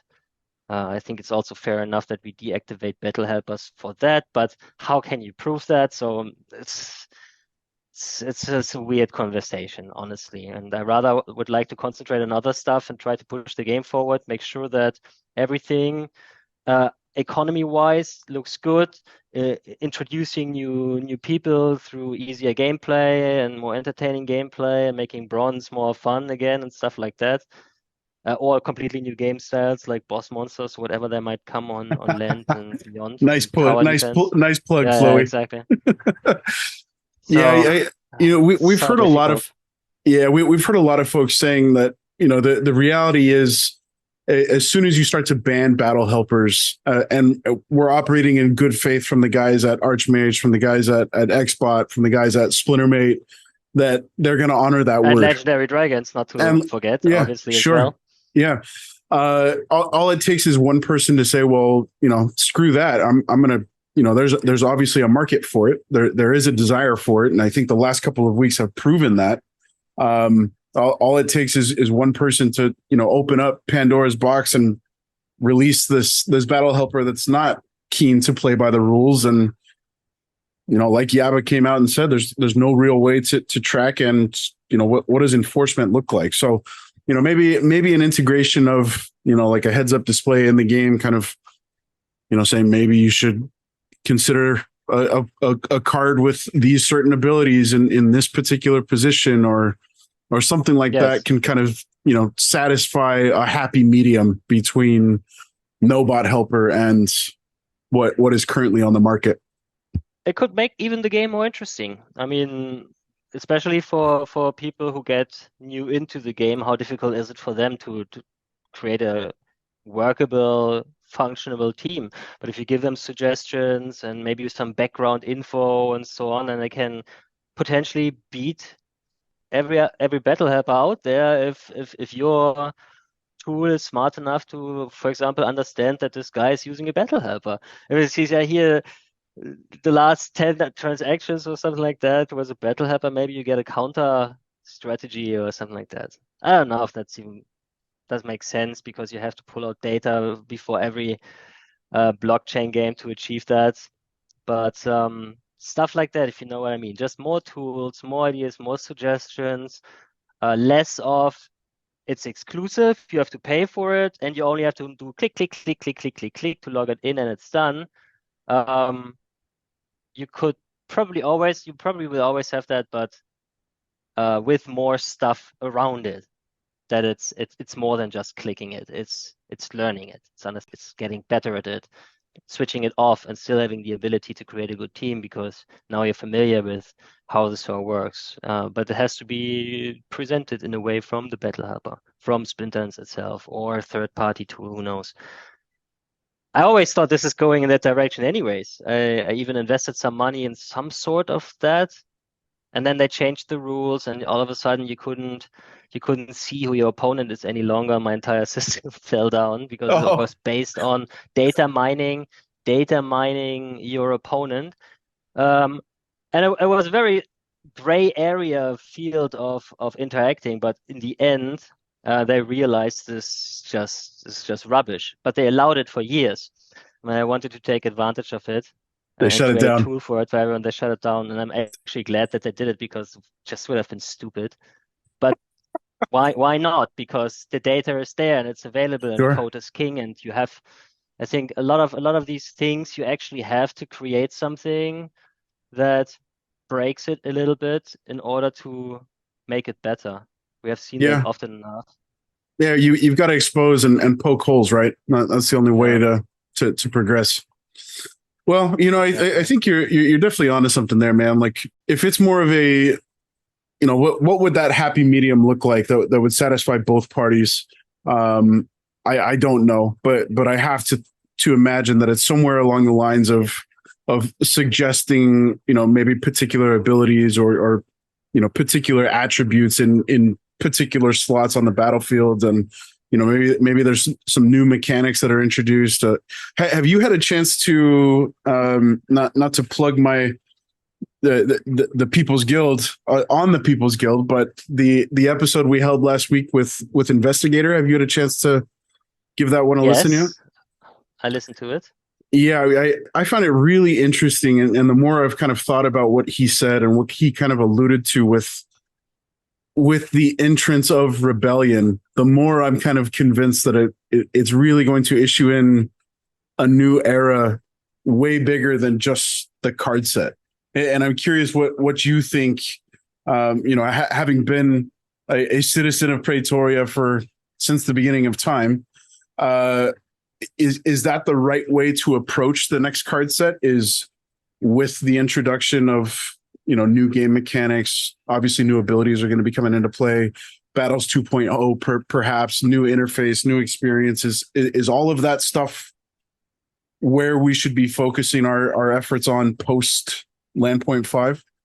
Seriously, I don't know, because there's so many ideas out there. There are so many cool stuff that they had teased, so many things that Weirdbeard mentioned that we could do with battle passes and so on and so forth.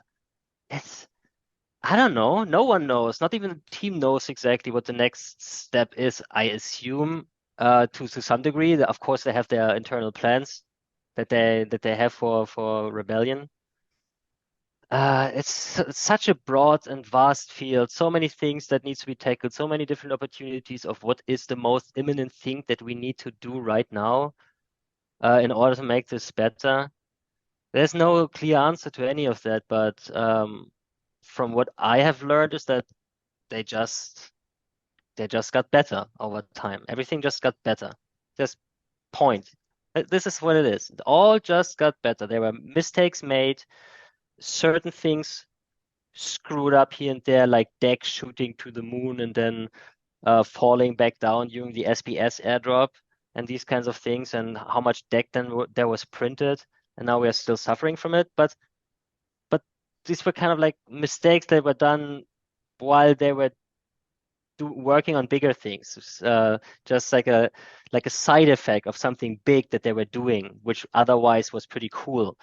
So every edition got better, and I think that Rebellion will be. I have big expectations of the looks. What they teased from Splinterfest looked amazing, and I'm sure they will still tweak a little bit here and there to make the best that they can deliver. The artwork looked amazing. How that all connects to new gameplay and stuff, I don't know. I mean, in the end, it's just an addition. It's just a new card pack, a new page where you can go, so you hack token, open them up, orange hitting you on the head, and I think lucky or not, I'm usually not lucky. That's why I'm buying my cards from the market directly. For example, you mentioned the new game, what was it called? The new interface or stuff, animations during the battles 2.0 it's called, I think. Yeah. From what I saw, it looks amazing. I don't know how they can pull that off for all the cards with all the animations, but they seem to have already been working on that for years.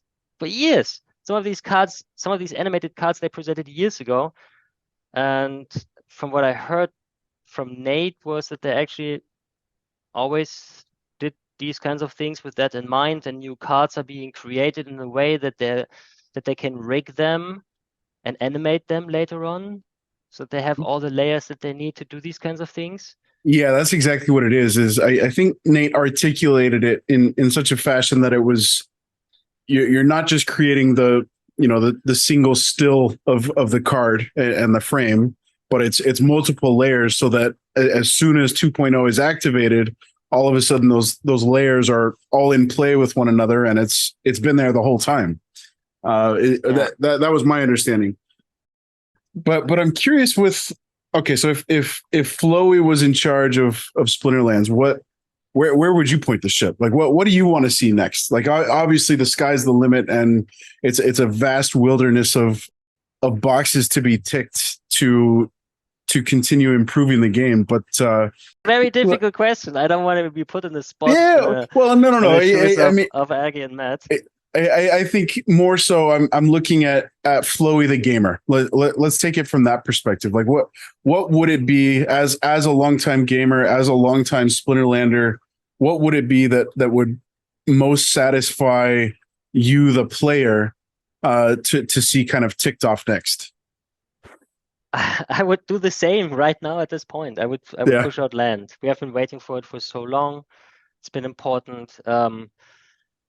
I don't know their exact plans for when all the next releases of land are coming. They published a new timeline, a new roadmap for that, where the actual release of what is it, like 3.0 or the 1.0 version basically of land, the ultimate final, not final, but what they talked the full about vision, their original right? dreams with items and spells being playable in 2025, I think. Yeah. So I don't know what all the other stuff is that they have in mind. So it's very difficult to say what the next step after 1.5, 1.6 would be if I would have the Splinterlands leads in my hand.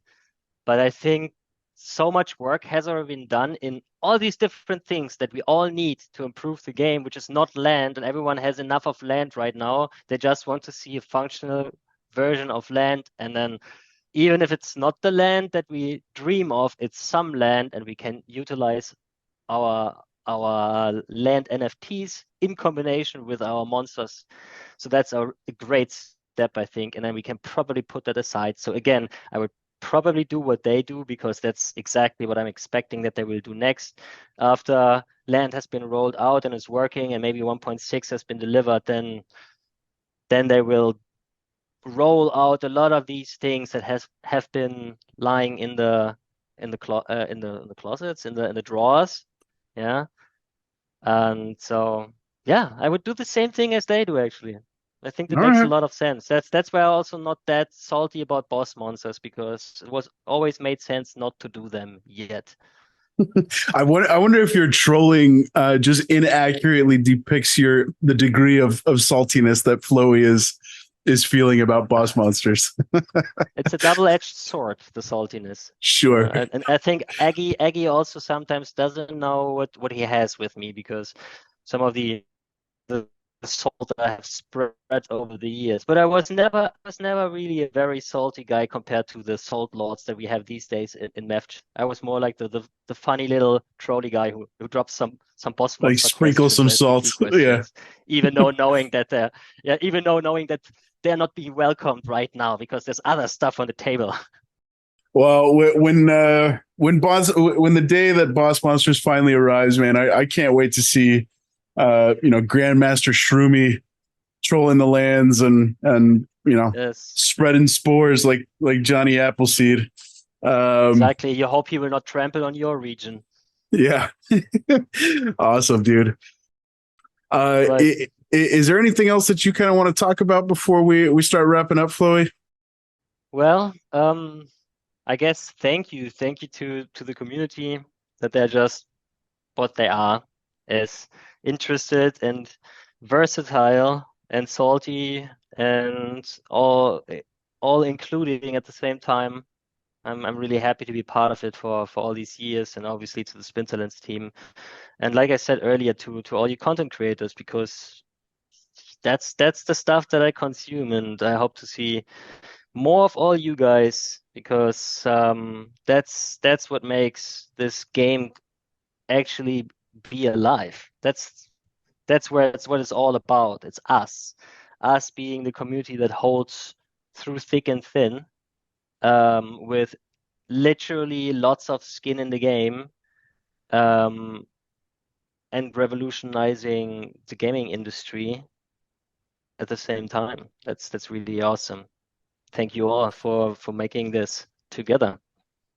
Oh man, that's a great point to end on, Flauwy. I have thoroughly enjoyed listening to your story, and appreciate you taking the time to hop on and open yourself up to sharing, some very obviously personal details about you and how love re-entered your life, and obviously the relationship that you hold with Hive. And yeah, man, I look forward to the bright future that certainly awaits.